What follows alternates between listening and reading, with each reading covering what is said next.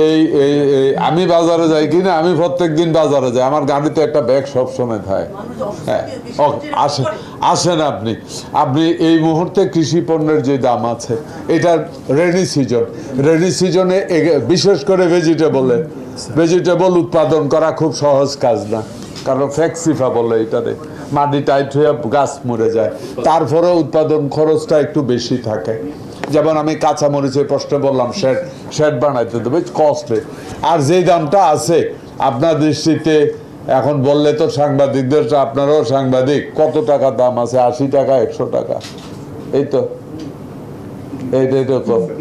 একটা কৃষক 80 টাকা 1 কেজি করলা ফলাইতে কয় টাকা খরচ হয় একটু দেখেন না? বেটারও তো ফ্যাট আছে, সংসার আছে, বাঁচতে তো হইব। এবং এটা উৎপাদন না, এটা আমরা চেষ্টা করতেছি যেটা, যে এখানে কৃষি পণ্য তো এক্স্যাক্টলি কন্ট্রোল করা যাচ্ছে না, ওই যেটার জন্য আমরা কৃষক কার্ডে যাচ্ছি। উৎপাদন এবং চাহিদা দুইটার ক্যালকুলেশনটা আমার কাছে অ্যাকুরেটলি নাই।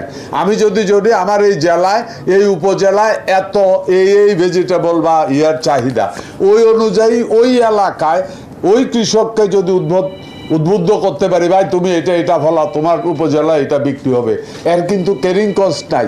যে কনসেপ্টে আমরা মিনি কোল্ড স্টোরেজে যাচ্ছি, কৃষক যেখানে ফলাবে তার গ্রামে এসে কাঁধে ভারে মাথায় নিয়ে কোল্ড স্টোরেজে নিয়ে রাখবে, কোনো ক্যারিং কস্ট নাই, তাহলে তার কস্টিংটা কমে যাবে। এই কনসেপ্ট নিয়ে আমরা সামনে এগিয়ে যাচ্ছি। এখানে একটা বড় প্রবলেম যেটা আছে সেটা হলো এই, কিছু সময় দেখা যায় যেহেতু চাহিদা এবং উৎপাদনের এই তথ্যগুলি সরকারের কাছেও অ্যাকুরেট নাই, কৃষকের কাছেও নাই। এটা রেজাল্ট যেটা হয়, কৃষক যখন উৎপাদন করে, দেখেন না এখন টমেটোর কেজি কত, 100 টাকা না 150 টাকা কি 150 টাকা, সিজনে ক্ষেতের মধ্যে ফেলে রাখে, 2 টাকাও দিয়েও কেউ কিনে না। এর প্রধান কারণটা কি? হ্যাঁ, এখানে আরেকটা জিনিস আপনাদেরকে বলে দেয়, আমি ভুলে গেলাম ভাই, সেটা হলো যে টমেটোর কথা সাথে মনে হয়েছে, আমরা কিন্তু অনেকগুলি মিনি কোল্ড স্টোরেজ দিয়েছি, আপনারা শুনেছেন, কৃষকরা মহা হ্যাপি।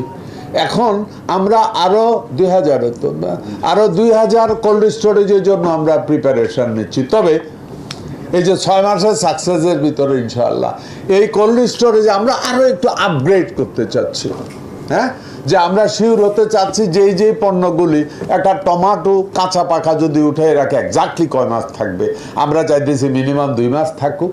এটা সম্ভব কিনা, এই জন্য পৃথিবীর নামি দামি কয়েকটা কোম্পানিকে আমরা দায়িত্ব দিয়েছি, ভাই তুমি টমেটো, গাজর, আপনি চিন্তা করেন আমার এখানে সিজনে এত গাজর প্রোডাকশন হয়, পরবর্তীতে আমাদেরকে ইম্পোর্ট করতে হয়, এখান থেকে বেরিয়ে আসতে চাই। সোজা কথা, এটা এগ্রিকালচার কান্ট্রি, কোনো এগ্রিকালচার পণ্য আমদানির তো প্রশ্নই আসে না। আগামী দিনে সরকারের মূল পলিসি, প্রধান রপ্তানিযোগ্য পণ্য হবে এগ্রিকালচার পণ্য, এটাই হলো গভর্নমেন্টের পলিসি।